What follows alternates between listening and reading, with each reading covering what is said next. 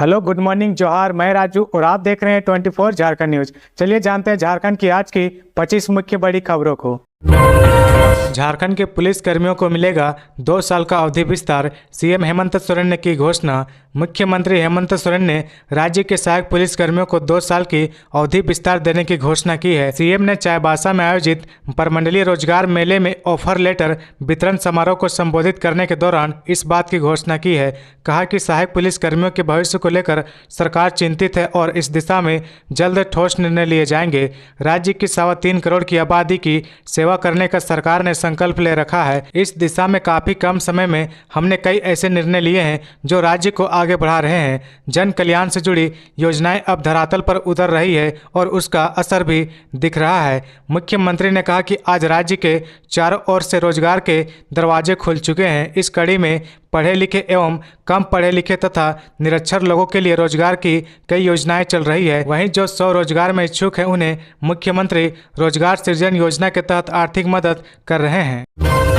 संकल्प यात्रा के दूसरे दिन बाबूलाल मरांडी ने गंगा में लगाई डुबकी, फिर विशाल जनसभा को किया संबोधित। भारतीय जनता पार्टी के प्रदेश अध्यक्ष सूबे के पूर्व मुख्यमंत्री बाबूलाल मरांडी संकल्प यात्रा पर निकले हैं। उनकी संकल्प यात्रा का दूसरा दिन था और वे साहिबगंज पहुंचे थे। सुबह सुबह साहिबगंज पहुंचते ही बाबूलाल मरांडी ने गंगा में डुबकी लगाई। बाबूलाल मरांडी ने शुक्रवार सुबह करीब 9 बजे साहिबगंज नगर के नमामि गंगा घाट पहुंचे और गंगा स्नान किया। बाबूलाल सड़क मार्ग से साहिबगंज आए थे। बाबूलाल मरांडी के साथ राजमहल विधानसभा क्षेत्र के विधायक अनंत ओझा, भाजपा नेता रामानंद शाह, चंद्रभान शर्मा, गणेश तिवारी, बाबूधन मुर्मू, बाल मुकुंद साह सहित दर्जनों भाजपा नेता मौजूद थे।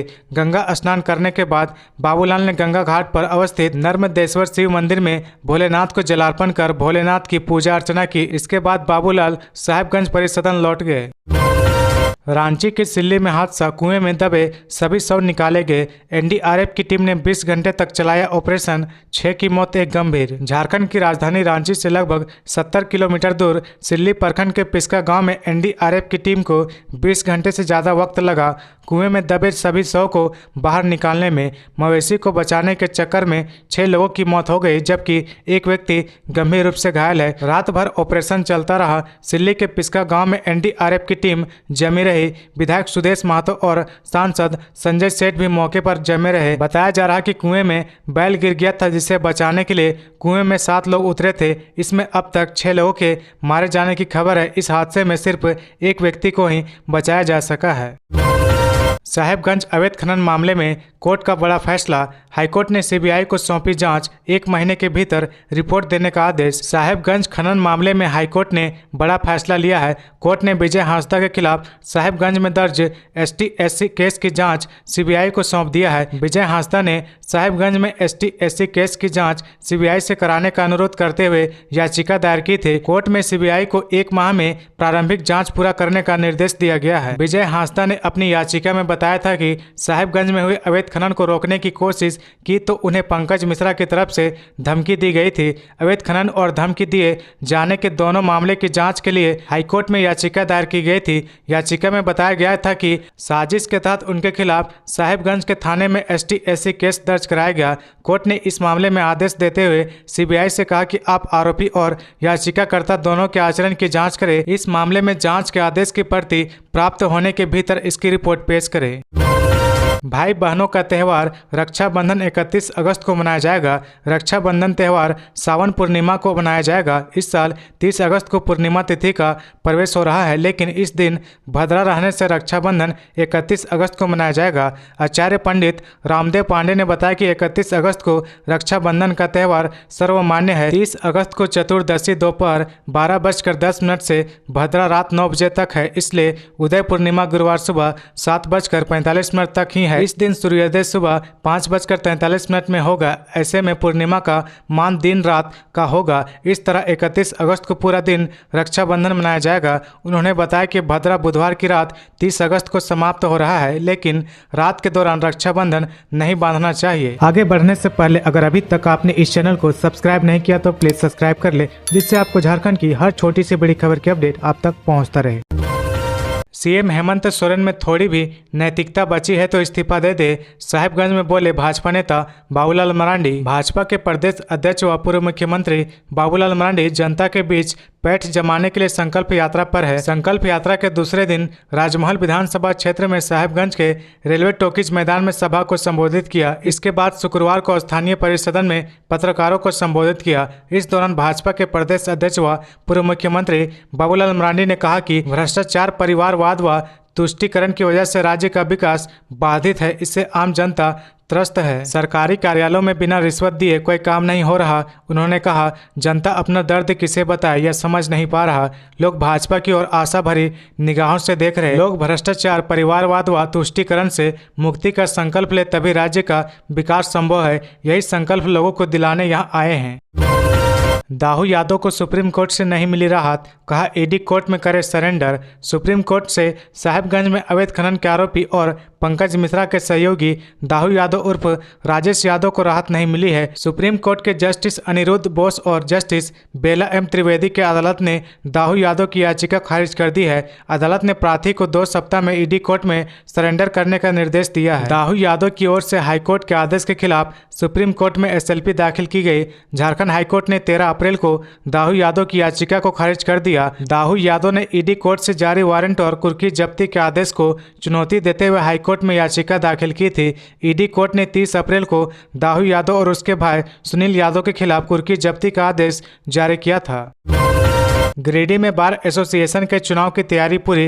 गिरिडीह में बार एसोसिएशन के चुनाव की सारी तैयारियां लगभग पूरी हो चुकी है। सुबह 9 बजे से 3 बजे तक यहां मतदान और मतदान के बाद शाम तक रिजल्ट भी जारी कर दिया जाएगा। 19 तारीख यानी शनिवार की सुबह 9 बजे से मतदान शुरू हो जाएगा, जो कि 3 बजे तक जारी रहेगा। इस चुनाव में 48 उम्मीदवारों के भाग्य का फैसला होगा। वहीं जानकारी के मुताबिक 761 मतदाता इसमें शामिल होंगे। चुनाव के प्रभारी अधिवक्ता शंभुनाथ साहे ने बताया कि बार एसोसिएशन का चुनाव शांतिपूर्ण माहौल में संपन्न कराने को लेकर सारी तैयारियां चल रही है। उन्होंने कहा कि 3 बजे तक मतदान होगा। इसके 1 घंटे के बाद यानी 4 बजे से मतगणना का कार्य शुरू कर दिया जाएगा और देर शाम तक मतों की गिनती पूरी कर रिजल्ट भी जारी कर दिया जाएगा।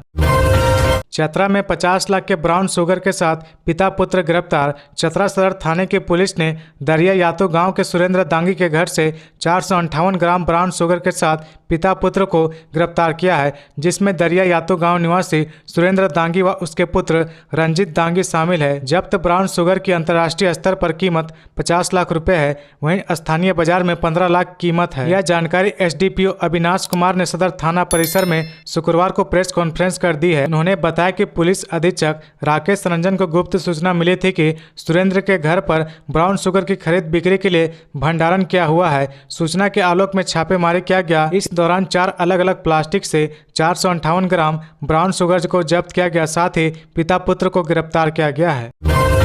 लातेहार के महुआ डांड़ में पुलिस ने फरार आरोपी के घर चिपकाया इश्तेहार। महुआ डांड़ थाना पुलिस ने आरोपी राजू भुइयां पिता छोटेलाल भुइयां सालवाही थाना डंडई जिला गढ़वा के घर पर जाकर न्यायालय से प्राप्त इश्तेहार को चिपकाया। इस संबंध में पुरानी संजय रत्न ने बताया कि महुआ डांड़ थाना क्षेत्र अंतर्गत चटकपुर के सालो झरिया क्षेत्र में नक्सली द्वारा आगजनी की गई थी। इस संदर्भ में महुआ डांड़ थाना में कांड संख्या 3518 के अंतर्गत मामला दर्ज हुआ। उसके बाद से पुलिस द्वारा इस संदर्भ में राजू भुइयां को ढूंढने का काफी प्रयास किया गया, लेकिन अब तक नहीं मिला, जिसके कारण न्यायालय से इश्तेहार निर्गत किया गया था, जिसको लेकर पुलिस द्वारा राजू भुइयां के घर पर इश्तेहार तामीला कराएगा। इश्तेहार तामीला होने के 30 दिनों की अवधि में आत्मसमर्पण करना है। ऐसा नहीं करने पर कुर्की जब्ती हो जाएगी। 3 बार विधायक रहे पूर्व मंत्री लालचंद महतो इस बार नहीं लड़ रहे चुनाव। बैठक कर जल्द लेंगे निर्णय। वर्ष 1977 के बाद डुमरी विधानसभा सीट पर यह पहला मौका है जब इस क्षेत्र के 3 बार विधायक रहे पूर्व मंत्री लालचंद महतो ने इस बार चुनाव नहीं लड़ने की घोषणा की है।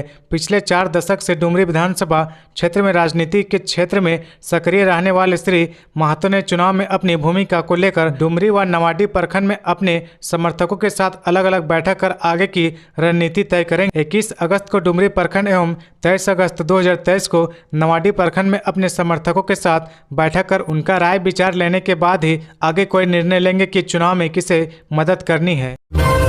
ई नाम पोर्टल से खाद्य सामग्री खरीद बिक्री में धनबाद देश में नंबर 1, 1 करोड़ से ज्यादा का कारोबार। केंद्र सरकार के ई नाम पोर्टल से खाद्य सामग्री की खरीद बिक्री में धनबाद देश में नंबर 1 है। इस पोर्टल से देश के 14 राज्य खरीद बिक्री कर रहे हैं। इन राज्यों में झारखंड अव्वल है। झारखंड में रामगढ़ दूसरे, गढ़वा तीसरे और कोडरमा चौथे स्थान पर है। पोर्टल से धनबाद ने अखरोट, संतरा, सेब, केसर, आलू और प्याज की सर्वाधिक खरीद बिक्री की है। धनबाद ने 1,01,85,000 रुपए का कारोबार किया है। रामगढ़ ने 17,01,000, गढ़वा ने 6,95,000 रुपए का और कोडरमा ने 5,03,000 रुपए का कारोबार किया है। 50,000 विद्यार्थियों का खोलना है डाकघरों में खाता, लेकिन अब तक सिर्फ 2,100 का खुल पाया है।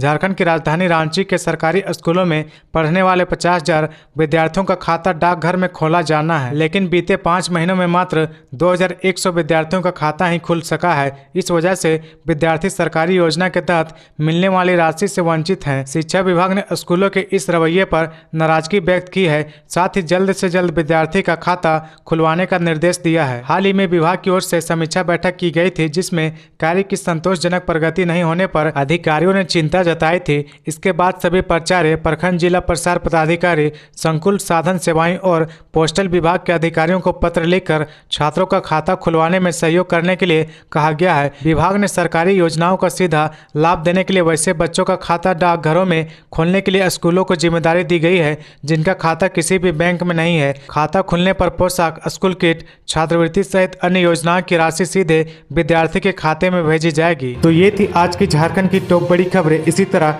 झारखंड की हर छोटी सी बड़ी खबर देखने के लिए आप हमारे चैनल 24 झारखंड न्यूज को सब्सक्राइब करके बेल आइकन प्रेस कर ले, जिससे आपको झारखंड की हर छोटी सी बड़ी खबर की अपडेट आप तक पहुंचता रहे। तो आज के लिए बस इतना ही। हमें दीजिए इजाजत, फिर मिलते हैं नेक्स्ट न्यूज में।